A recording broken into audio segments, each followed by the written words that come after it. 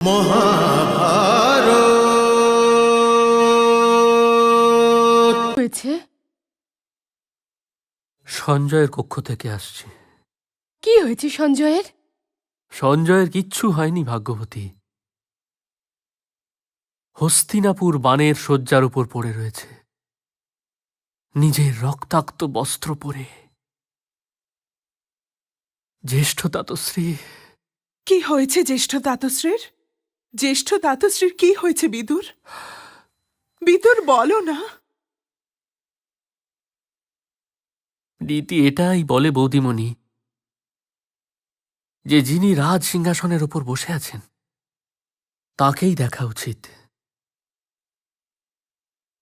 বর্তমানের মধ্যে অতীতের ছবি দেখাটা ঠিক নয়, ঠিক নয়। জ্যেষ্ঠ তাতশ্রী হস্তিনাপুরের নরেশের মধ্যে নিজের পিতাশ্রীর ছবি দেখার ভুল করেছিলেন।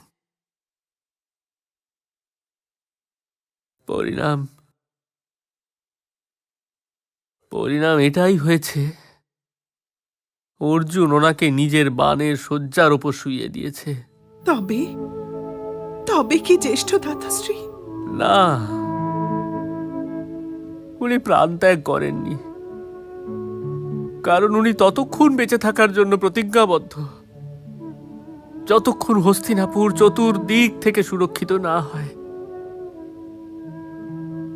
ওনাকে কুরু বংশের সতেজ বৃক্ষগুলির কেটে পড়ে যাওয়া দেখতে হবে, দেখতেই হবে। আর হয়তো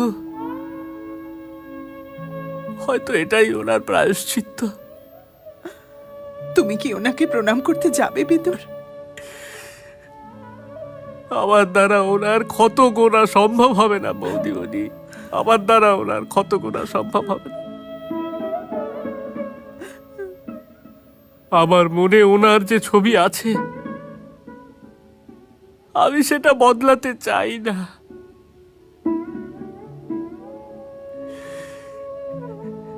শ্বেত বস্ত্র, শ্বেত কেশ, শ্বেত আত্মা,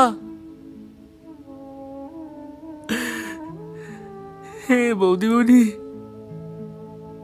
ওনার অন্ত ভরত বংশের জীবনকালের মধ্যে শ্বেতকালের অন্ত, শ্বেতকালের অন্ত। এমন উজ্জ্বল চরিত্রবান মহাপুরুষ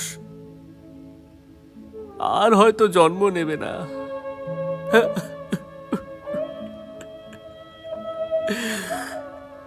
এই জন্যে বৌদিমণি, আসুন আমি আর আপনি হস্তিনাপুরের পক্ষ থেকে জ্যেষ্ঠ তাতশ্রীর প্রতি শোক জানাই, জ্যেষ্ঠ তাতশ্রীর প্রতি শোক জানাই। জ্যেষ্ঠ তাতশ্রী। মহা